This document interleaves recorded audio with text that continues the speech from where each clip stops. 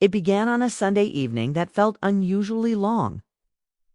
When the city outside Emma's Chicago apartment moved on without her, cars passing, lights changing, lives continuing while she sat on her faded gray couch with her hands folded and her thoughts running faster than time itself.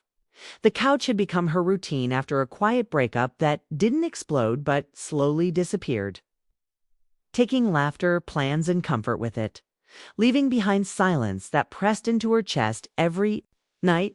She wasn't crying anymore, wasn't angry either, just tired of pretending she felt complete when she didn't.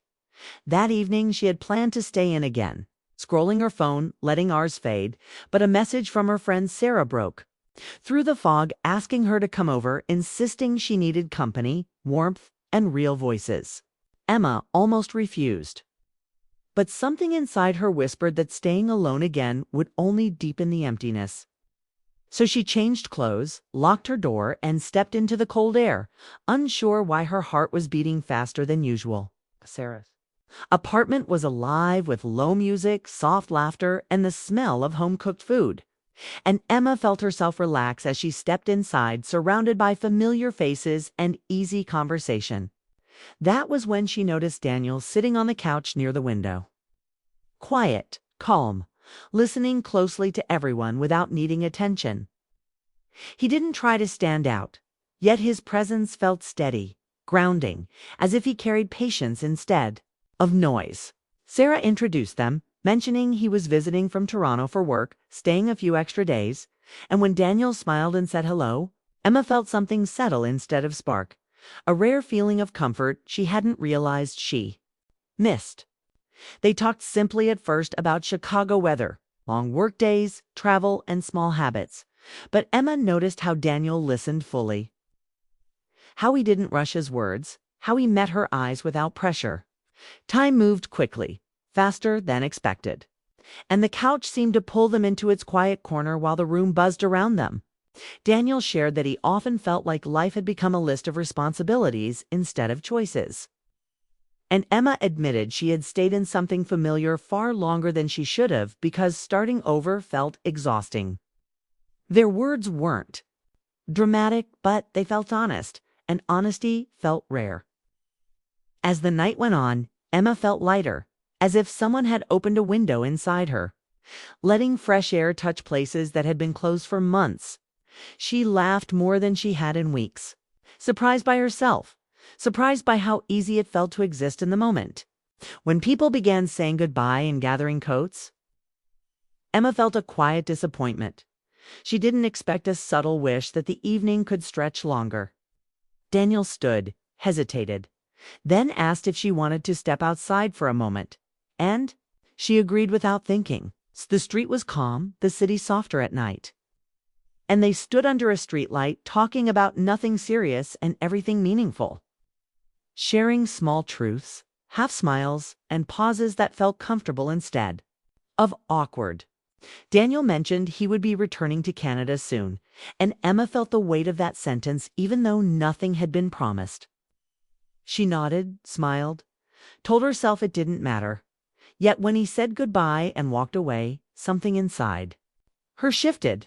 Later, back in her apartment, Emma sat on her couch again, but it felt different now. Less like a place of waiting and more like a place where something had quietly begun.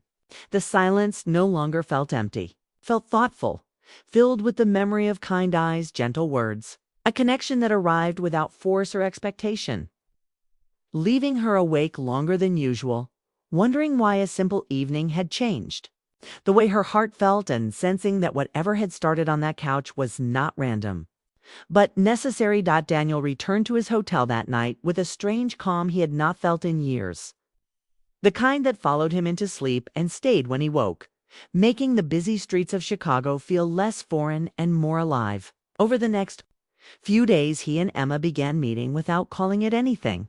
Just coffee after work, short walks through familiar neighborhoods, quiet dinners where conversation flowed without effort. Emma noticed how Daniel never rushed her, never tried to impress. And Daniel noticed how Emma smiled without forcing it, how her laughter sounded real, not polite. Each meeting felt simple, yet meaningful, like pages slowly turning instead of chapters crashing together. Daniel shared pieces of his life in Toronto, a steady job, long routines. A past relationship that ended not from betrayal, but from growing in opposite directions, leaving him cautious and careful with his heart. Emma listened, understanding more than she spoke, because she had lived the same quiet ending, the kind that leaves no villain but still hurts deeply. As days passed, they sat together on her couch again, not close enough to touch, but close enough to feel warmth, talking late into the night about choices they made to feel safe instead of fulfilled. Emma admitted she had stopped dreaming big because disappointment felt heavier than hope. And Daniel confessed he often felt like life was happening beside him instead of with him. There was attraction between them, gentle but undeniable, carried in long looks and pauses, yet neither crossed any lines, both aware that something fragile was forming. The city outside continued its fast rhythm, but inside that small apartment, time slowed, allowing them to breathe, to think, to feel without pressure. Daniel's return date to Canada crept closer, hanging over every moment like an unspoken question neither wanted to ask. Emma tried to stay present, telling herself this was temporary, that good moments didn't need promises. Yet she caught herself looking forward to his messages, counting hours until she heard his voice. Daniel felt the same conflict, torn between responsibility and the pull of something real, wondering if connection alone was enough to change direction. On his last evening in Chicago, they walked along the river, lights reflecting on the water, the air cool and honest. And Daniel finally spoke the truth he had been holding back, admitting that leaving felt wrong, that staying felt complicated, and that he didn't know which choice would haunt him more. Emma listened quietly, her heart racing, knowing she could ask him to stay but choosing not to because she didn't want to become another regret in his life. They stood there in silence, letting the moment speak, understanding that sometimes care means restraint. When they said goodbye that night, it wasn't dramatic, just a long look and a soft smile. Yet the distance between them felt heavier than miles. After Daniel left, Emma returned to her couch and sat in the quiet again, but this time the silence wasn't empty. It was full of unanswered thoughts, late-night memories, and the awareness that something meaningful had begun without a clear ending. Days later, Daniel called from Toronto, his voice familiar yet distant, and as they talked about their days, their cities, their routines, Emma realized that separation had not weakened the connection, it had sharpened it. The couch, once a place of waiting, now became a place of listening, hoping and questioning, as Emma understood that part 2 of her story was no longer about meeting someone new, but about deciding whether this quiet, unexpected bond was strong enough to survive distance, doubt, and the fear of wanting more than life had promised. Distance changed the shape of their days, but not the pull between them. And soon Emma's mornings began with messages from Daniel sent before sunrise in Toronto. And her nights ended with his voice carrying through the quiet of her Chicago apartment. What started as simple check-ins slowly turned into long talks filled with shared thoughts, small confessions, and moments of silence that felt just as meaningful as words. Emma returned to her routines. Work, errands, familiar streets, yet everything felt slightly different, as if color had returned to places that once felt dull. Daniel tried to settle back into his life, but Toronto no longer felt complete. The city was the same, but he wasn't. He found himself replaying moments from Chicago. The calm of sitting beside Emma, the ease of being understood without explanation. Weeks passed, and their connection deepened through honesty rather than fantasy, built on listening, patience, and shared vulnerability. Emma admitted her fear of trusting again, of opening a door she had worked so hard to close. And Daniel confessed that he had spent years choosing what was expected instead of what felt right. Neither promised anything they couldn't give, yet both felt the growing weight of what they already had. Late one night, a misunderstanding sparked tension. Not from anger, but from fear, as Emma worried she was becoming an option instead of a priority. And Daniel struggled to explain feelings he was still learning to name. The call ended quietly, leaving both staring at the dark, questioning whether distance was slowly pulling them apart. For days, messages were shorter, voices more careful, and doubt crept in, testing the strength of something that had grown without labels. Emma considered protecting herself by stepping back, reminding herself that longing could be dangerous, while Daniel questioned whether he had the courage to change his life for something uncertain. Then, without planning, Daniel booked a flight to Chicago, not to make a promise, but to face the truth he could no longer avoid. When Emma opened her door and saw him standing there, tired but certain, the tension dissolved into relief. They didn't rush into words. They sat on the couch, where it had begun, letting presence speak first. Daniel admitted he didn't have all the answers, but he knew he didn't want a life where this connection was only a memory. And Emma confessed that she didn't need certainty, only honesty and effort. The moment was quiet, grounded, real, and it changed everything. Over the next days, they walked the city again. Not as visitors to each other's lives, but as partners learning how to share space.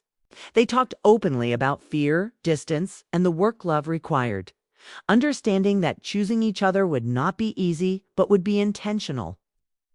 When Daniel returned to Toronto again, it felt different this time, not like an ending, but like a pause filled with direction. Emma returned to her couch after seeing him off, feeling the familiar silence settle in, but now it held confidence instead of doubt. She understood that part 3 of her story wasn't about distance testing love. It was about love, surviving uncertainty, growing stronger through honesty, and proving that real connection doesn't fade when challenged.